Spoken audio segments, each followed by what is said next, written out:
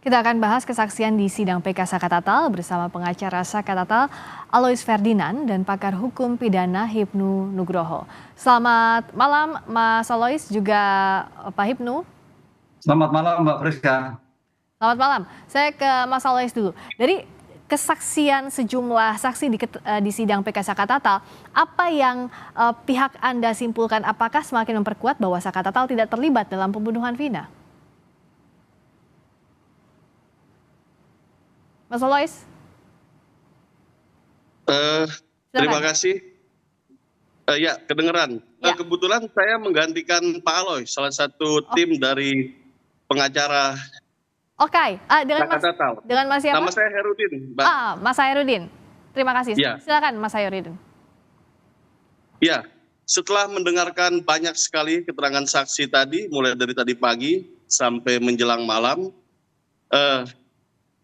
saya dalam beberapa kali live di media, pertanyaan pertama yang saya sampaikan adalah, karena saya berlatar belakang hukum pidana, saya sampaikan dan saya tanyakan berhubungan dengan hukum pembuktian. Oke. Alat bukti lain apa yang digunakan selain mengejar pengakuan? Saya sampaikan seperti itu. Sebelumnya pernah dijawab, salah satunya dalam bentuk saintifik adalah visum. Nah, disebutkan bukti visum tidak sedikit pun mengarah ke siapa pelakunya. Misalnya berhubungan dengan visum pemerkosaan. Sekalipun ada, tidak pernah dites DNA siapa pemilik sperma tersebut. Kemudian yang kedua, bahwa terjadi kematian. Sedangkan dalam kesimpulan visum hanya menyebutkan terjadi kematian tidak wajar, tapi tidak menjelaskan siapa yang melakukan pembunuhan. Okay. Nah, kemudian berhubungan dengan hasil persidangan tadi, sangat jelas sekali, mulai dari cara mencari keterangan, sangat diutamakan tindakan kekerasan, dan sangat dramatis, terutama berhubungan dengan keterangan Aldi tadi, sampai tim kita, Saudara Farhat Abbas, sampai menangis, dan hampir banyak orang di sekitar persidangan sangat iba melihat kondisi seperti itu. Oke. Seperti kencing disuruh minum. Oke, Mas Hairudin. Nah, bicara soal apa yang ada di persidangan ini, yang jadi pertanyaan publik juga begini. Kan ini kasusnya tindak pidananya pembunuhan, berkas perkaranya. Nah, saat ini pihak Anda ini mengarahkan bahwa ingin dibuktikan di persidangan bahwa tindak pidananya bukanlah pembunuhan tapi kecelakaan. Kenapa disimpulkan tindak pidana yang berbeda? Kenapa diajukan lagi perkara yang berbeda? Mohon maaf, Mbak, ini yang ditanyakan ke saya ya? Iya, Mas Hairudin. Oh iya.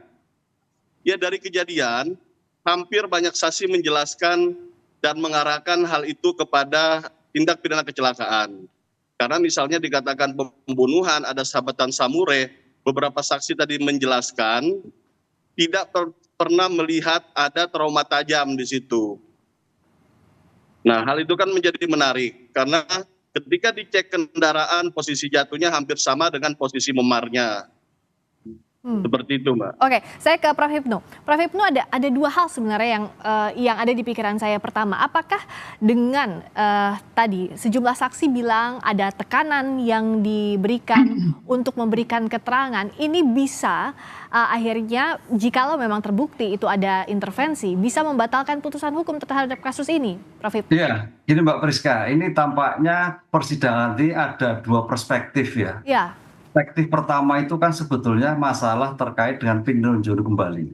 Iya. Peninjauan kembali terhadap Saka Tatal kan itu. Berarti Saka Tatal ada di tempat atau tidak, berperan atau tidak, mempunyai terkaitan tidak sebagai penyertaan atau tidak. Tapi tampaknya dalam persidangan bergeser pada suatu peristiwa itu peristiwa pidana atau bukan. Iya.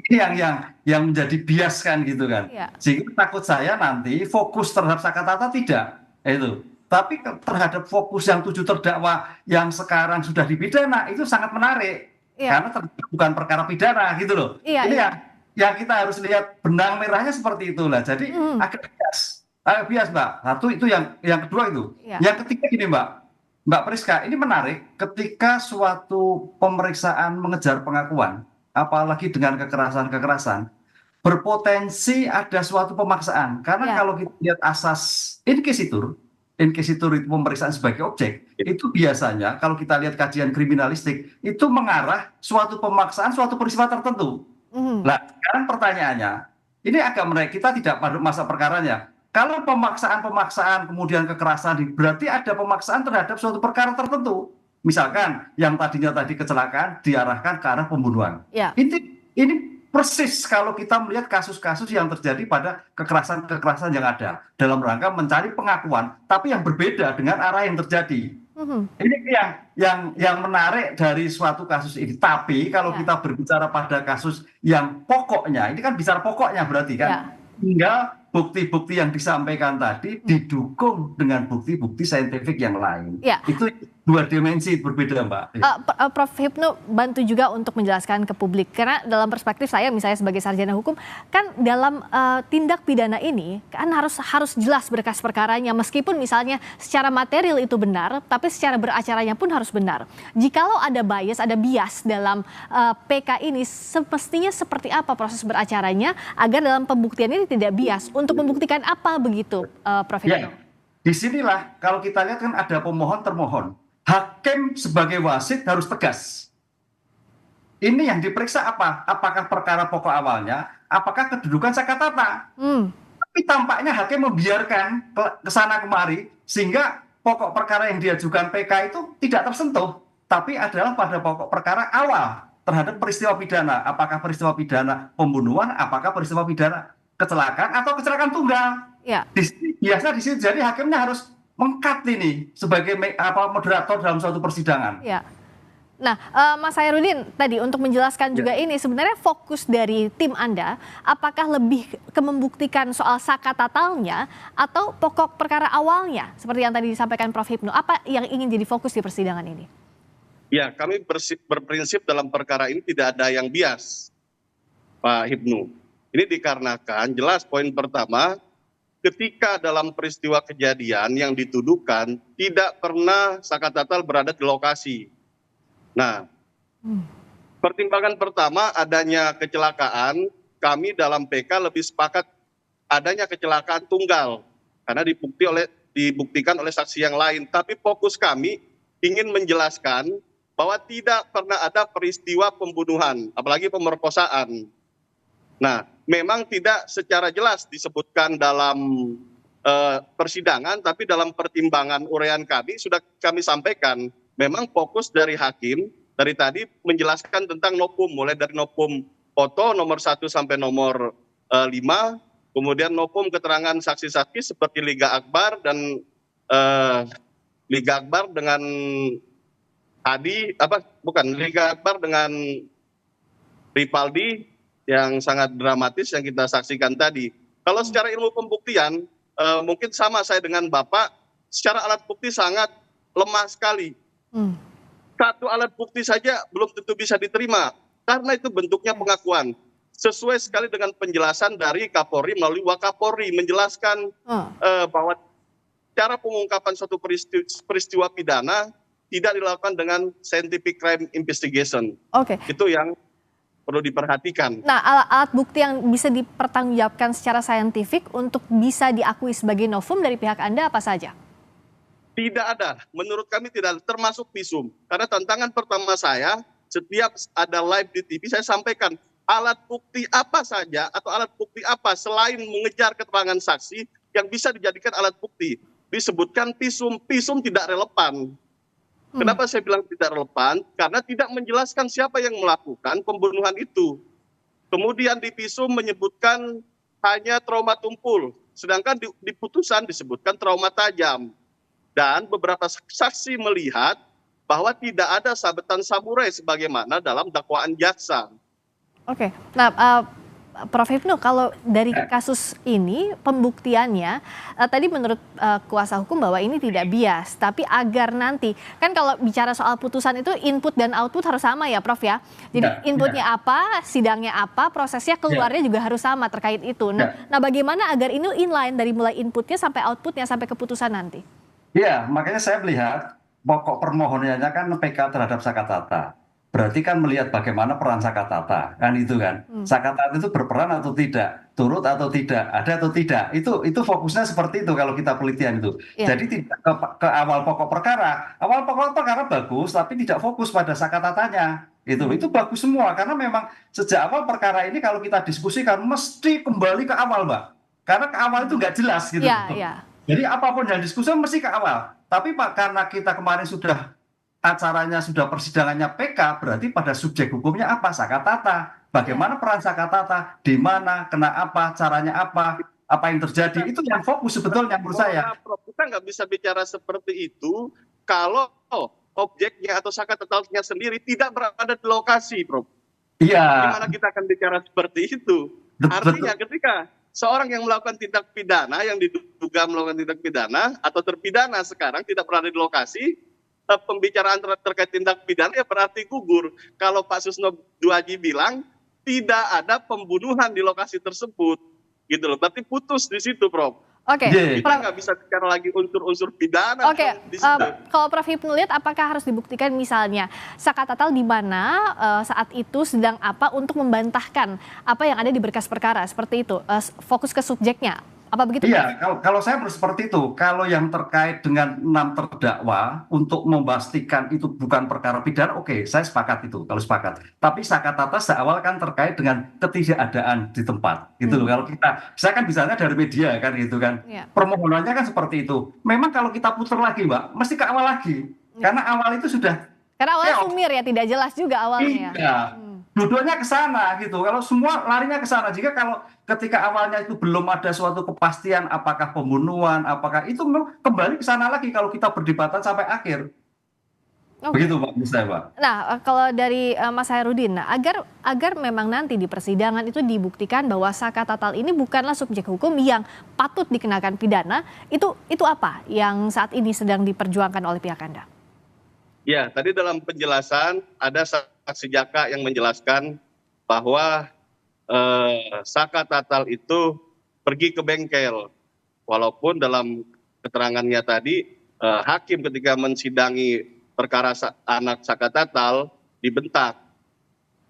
Hakim waktu itu membentak anak Sakatatal dan mengatakan itu bohong, nggak mungkin bengkel buka malam-malam. Ini kan walaupun hakim yang menyampaikan adalah bentuk persangkaan tanpa didukung oleh bukti yang lain.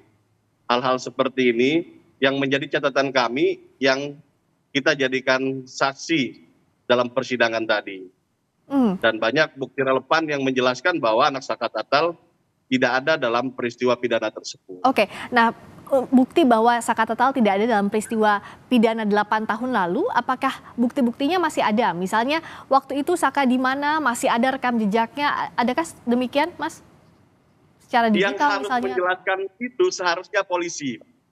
Nah, dari awal memang banyak keanehan tentang tidak dibukanya CCTV, tidak dibukanya alat komunikasi, media sosial, tidak dilakukan tes sidik jari. Jadi soyakyahnya pihak kepolisian sudah mengakui hal itu bahwa tindakan yang mereka lakukan tidak sesuai dengan scientific crime investigation. Walaupun kita katakan oknum waktu itu. Artinya dengan lemah pembuktian ini, ya peristiwa pidana tetap kami simpulkan tidak ada.